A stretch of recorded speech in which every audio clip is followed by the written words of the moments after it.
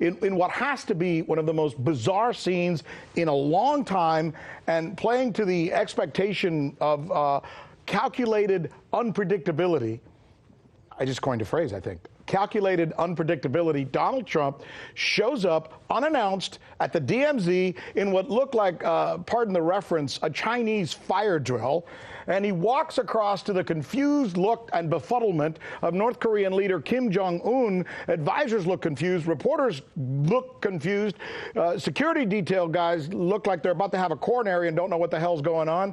And, of course, the media eats it up. Here it is. Take a look.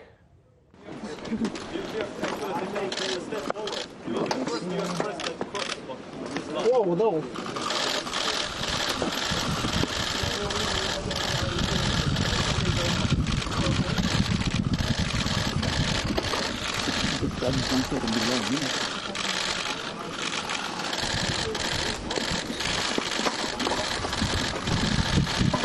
Oh, come on. Get the photographer out of the way. Okay. Oh, no, get out of the way. Move. It looks like it's not organized. Nobody knew what was going to happen.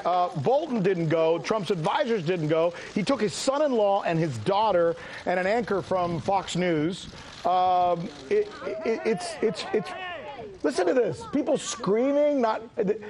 You know, there's a movie, Michele, I think it's called Up. I don't know if it's a Disney movie. Or remember where they're trying to get the dog's attention and they keep going, squirrel. Squirrel, you know, just trying to look the other way. Don't look at this. Right. Is that Here's what the this perfect is? squirrel. Here it is. Yeah. Who knows if this was intentional? We can only speculate, but it's definitely serving that purpose. I'd have to agree with you. And, well, if you come back from a summit where you meet with all the world leaders and you've got your tail between your you-know-what, because you kind of lost, and the last thing you want is for the American press to start saying, oh, my God, Trump capitulated on the China trade thing.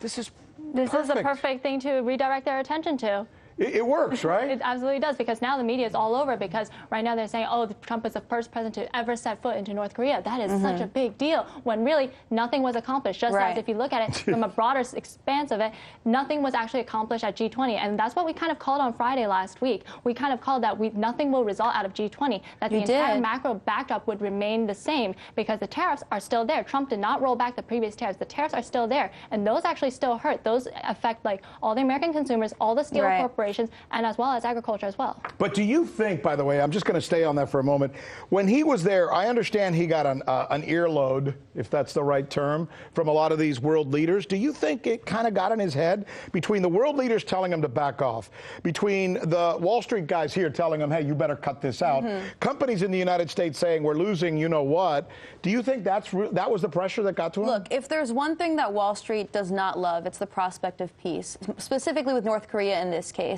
And as does the corporate media, which is why they love to fearmonger about North Korea, because as we know, there's a lot of conflicts of interest at play when it comes to the war industry and the mainstream corporate media. So when you think about any story that has to do with North Korea, it's always going to get a lot of coverage because there's a lot of quote-unquote hype to be said about it. The fact is the United States does not want to recognize North Korea as a nuclear power and does not want to recognize that North Korea has legitimate security interests, because within this lifetime, within people who are alive now's lifetimes, the United States did kill a third of the North Korean population. Wow. So this is why we get all these flashy stories about, oh, who's meeting who's spitting in the face of who. That's not what this is really about. It's like Christy said, what's actually getting accomplished? What's actually changing on the geopolitical stage? It's nothing. Just as a human being, when you watch this video, did it seem to you like Kim Jong-un was kind of taken...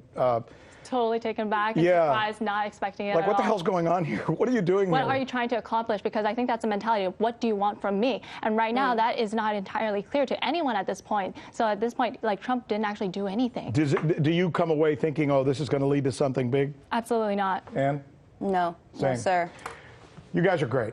What a wonderful segment. Thank you both. So you haven't heard that we're the ones covering the stories that you won't see covered anywhere else? In Venezuela, Kazakhstan, let's go to Hong Kong. And the media reaction to that has been crickets. How about the way we cover those stories?